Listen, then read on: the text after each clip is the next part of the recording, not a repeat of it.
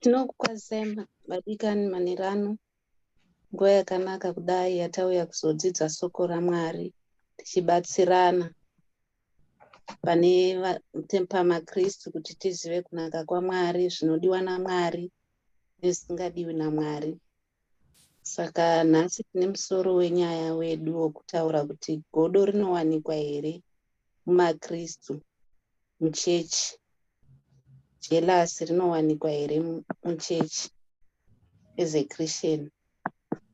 Saka inini nekusaidi kwangu ndoda kutaura kuti godo rinowanikwa mumakristu, even muchechi munotorimo, nokuti unotoona kuti pane zvinhu zvinenge zvaunoona kuti pane vanhu vanogona kuti munhu achiita chinhu chake munhu ngoti haiwa ndezvipi izvo.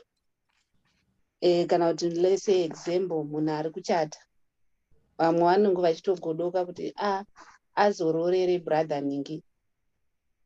Iroro rotori godo, uri muchechi momo uri komendai zvakadaro, uri muchechi rotori godo iroro kuti dai aroora sister ningi azororere sister ningi.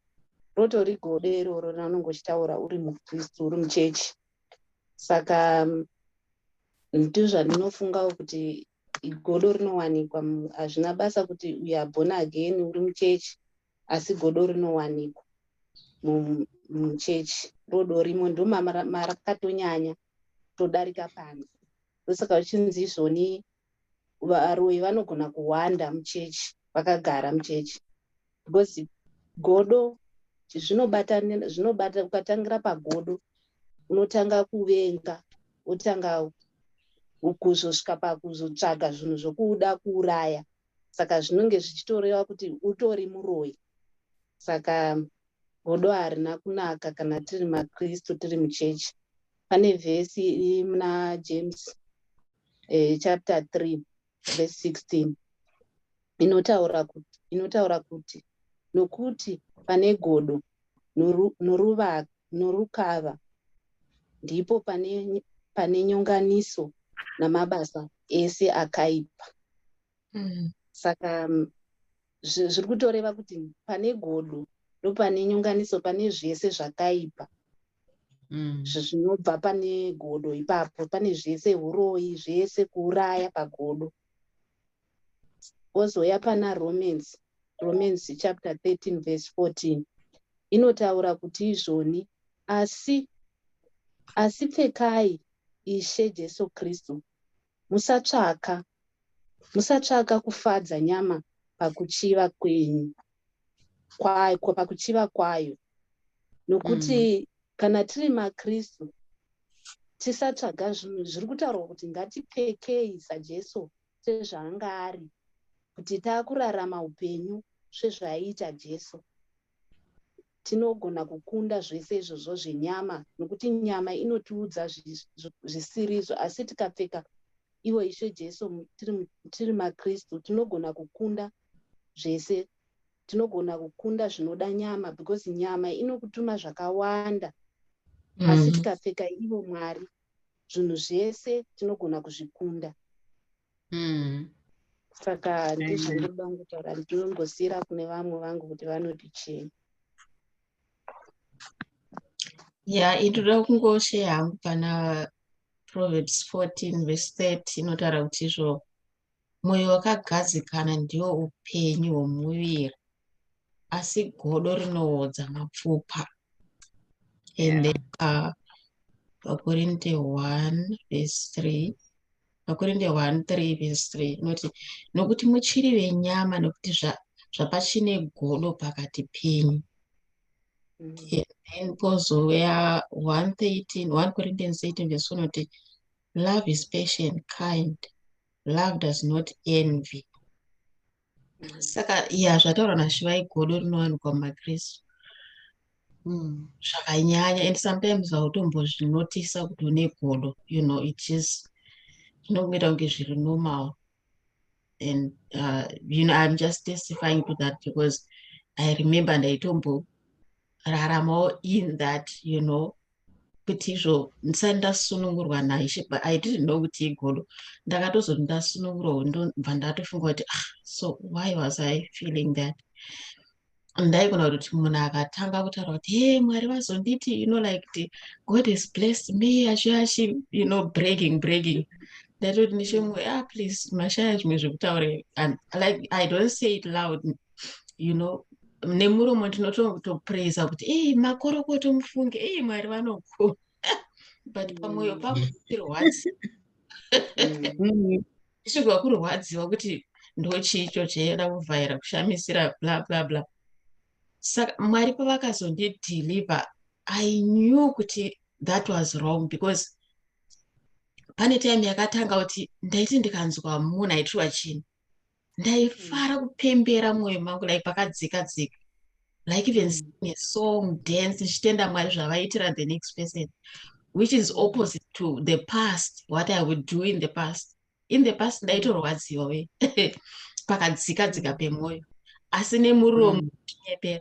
Saka godo rinowanikwa mumakristu, and you can never sometimes kuti ndiani ane godo newe, those munhu anotoombera newe akupurudza kuti makorokoto takanzwa kuti zvakati, iwe tofara kuti tiri kubatsirana kucelebrate, but ye ada kutokuchoka.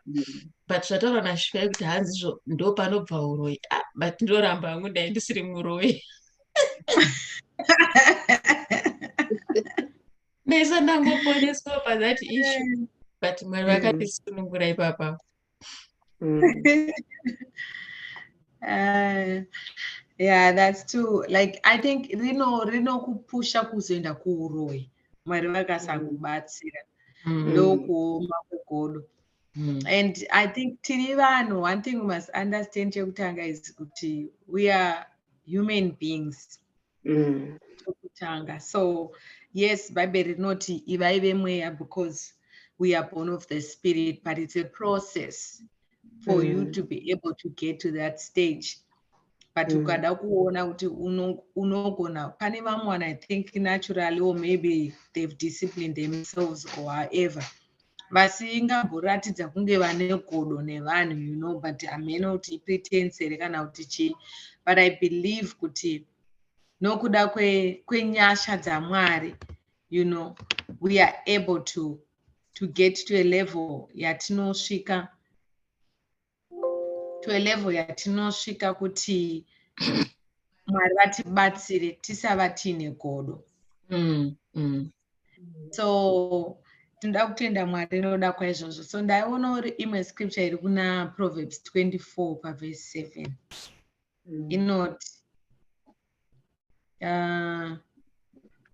this is 27 verse 4. Proverbs. And second, let me just adjust my volume. Okay, so 27 verse 4 inoti hasha dzinokuvadza uye kutsamwa kunokukura, asi ndiani angamira pamberi pegodo. Saka you'd find that wrath is cruel and anger is overwhelming, but who can stand before jealousy? Because jealousy is way worse than anger, you know, and even kind of being overwhelmed, because charinozokonzeresa godo ndicho chakaoma, like the end result or what it makes you do zvakaoma. So I think chakangukosha ndechekuti ukarealize kuti une godo, but godo rakatozara Muvatendi 1. Satani unogona kushandisa that as a weapon yekuti akutadzise, you know, kuti uswedere padhuze naMwari, because Mwari havadi mwoyo une godo. No, that is not a fruit of the spirit. So Satani une mano zvekuti unogona kukonzeresa kuti aramba achingokukandira zvinhu, you know, before your life zvinokukonzeresa kuti unge une godo. Uchiti ukaona umwe aitirwa zvakanaka aupembere, you know, mwoyo mako munenge makaoma, but pameso uchinyengera. But chinonakidza ndechekuti Mwari havatarise pameso, vakasiyana nesu vanhu. Jehovha vanotarisa pamwoyo. So pamberi paMwari vanenge vachitoona kuipa, vachitoona kusviba, but iwo before people unenge uchinge munhu akanaka. So I think chinenge chakanyanya kunaka ndechekuti tinofanira kuita get rid of pretense and what people think about us, so that we seek more about what God wants us to be. Kuti Mwari vanoti kudii, ukanzwisisa kuti Mwari vanodei, then iwo tendera mweya wako nemwoyo wako kuti unyanye kutsvaka zvinoda Mwari, tinobatsirika, kuti godo ripere. But inini jealousy ndaitovawo naro ini. Remember pane pandakapedza chikoro, ndapedza chikoro ndakatopasa kudarika vamwe vanhuwo zviri nani, but vanhu vavo life. So amene Mwari vanozviitira maone here, vakatotanga kukwirira muupenyu, kutanga kuachieve things. Inini ndingori stagnant, pasina kana chiri kuitika muupenyu wangu, and I became more envious, zvakuva so jealous zvokuti I became bitter, kuti how can this be? Inini ndakaita zviri nani, and these people havana kusvika ipapo, but vari kuupenyu hwavo huri kutoprogressa. But ozoona kuti as you progress, Mwari vachikubatsira, ozoona kuti it just derails your life or your purpose zvakanyanya, because ndonga Mwari vanomboti ndimbokuisa pasaidi apa umboti kuri here amene, kuti umboita get rid of the jealous, and then when that jealous is gone, Mwari ozotanga kusumudzira. Because kana une godo, imagine wosumudzirwa une godo, you can just imagine the pride yaunenge unayo, kuonererwa kwaunenge uchiita, kuzvikudza kuti ini ndakapenga, Mwari havachatomboona glory for anything in your life, ivo vari vanenge vazviita. So yeah, godo is there. And Satan, I believe Satan unotorishandisa seweapon yekutidzosera kumashure sevatendi. And that is the place muchurch especially yaunotarisira kuti vanhu vanoziva Mwari vange vachifara nehumwe kana Mwari vavaitira zvakanaka, because that's what the word says. But you'd find kuti muchurch imomo tinogona kunge takawanda tisingaverengi shoko raMwari, or we are not striving to be holy, we are not striving to be righteous like the Lord. Then tichishandisirwa that, tichitadziswa. So zvine zvakanaka dai Mwari vatibatsira, to be aware kuti this is a weapon that the devil uses for Christians. And for us to fight, against those things, kuti Mwari vatibatsire tigone kukunda wakaipa, and just live a jealous-free life. I think upenyu hunonakidza ini. Yeah, and it's so hidden, unoziva jealousy yacho kuti sometimes munhu is not aware kuti ndo zvaari. Kozoti mumwe munhu anogona kuudzwa anoramba, like they just deny kuti ndo zvaari. Like zvataona Chenai kuti rinokudhraivhira kupride, iro godo rachiro. And rinodhraivha munhu kune zvakawanda, like kutsikira vamwe pasi, zviya zvekuda kuti ini ndini ndigonzi ndiri pamusoro, ndinoziva kupfuura vese. Saka zvakawanda zvinoitwa negodo, but the only way to kunzvenga godo kudzidza shoko raMwari, sezvataurwa kunzi the only way we can run away from godo, kuziva kuti Mwari vanodei, Mwari vanoti mushoko ravo, like mavhesis ataverenga aya. Ende zvinhu zvese panyika panapa ndezvekukumbira Mwari kuti vatigonese. Hapana chinhu chatinogona tega, pasina Mwari. Saka Mwari ndomubatsiri wezvese, zvatinokundikana, zvatinofeila. Pana James panotaura samwe kuti hanzi pana anoda uchenjeri here pakati penyu, hanzi ngaakumbire Mwari, anozopa hake asingazotuki. Saka Mwari vanobatsira anyone, havambokondema kuti because wakazodai, vanokubatsira pawakumbira pacho ipapo. Mwari Muchena vanoshanda newe, and it's for you to cooperate also with the Holy Spirit vachishanda newe. Saka Chenai achavhara achinamatira anyone who is struggling negodo. Tinozoonana futi svondo rinouya. Tinotenda nekuvako kwenyu. Tinamati. toda kutendai Mwari muzita raJesu, makanaka. Amen. Munogona, muri mutsvene. Tinouya pamberi pechigaro chenyu Mwari tingokumbira kurekererwa upenyu hwedu. Tinokutadzirai Jesu nekufunga nemaonero, matauriro, mabatiro Mwari. Tinonamata muzita raJesu nokuda kwegodo muzita raJesu. Tibatsirei Mwari. Tibatsirei muzita raJesu kukunda godo nezita raJesu. Tibatsirei Mwari we kurarama within the fruits of the spirit Mwari we. I'm not out, they are already given to us. We already have them, they are available kwatiri. So ndinonamata masikati ano muzita raJesu. Dai matibatsira Mwari we kuti tigone kukunda godo, kuti wakaipa timukurire nezita raJesu. Nokuti shoko rinogara richiti resist the devil and he will flee. So ndinonamata muzita raJesu. Dai matibatsira mweya yedu, tauraiwo nesu mweya mutsvene. Shoko rinoti ndoenda pandichakusiyirai mweya mutsvene uchakudzidzisai zvose, uchakuyeuchidzai, uchakurangaridzai, uchakumiririrai. So tinokumbira mweya mutsvene Jesu kuti ugare matiri, utiyeuchidze nguva imwe neimwe Mwari patinenge takuda kuwira Mwari mutrepi yegodo nezita raJesu. Tinokunda Mwari we, shoko rinoti vai vatsvene nekuti ini ndiri mutsvene, uye rinoti tinokunda nyika nekuti makakunda nyika. So tinonamata Mwari victory over our lives in the name of Jesus. Meso yedu Mwari we ngaashambidzwe nemi, miromo yedu Mwari we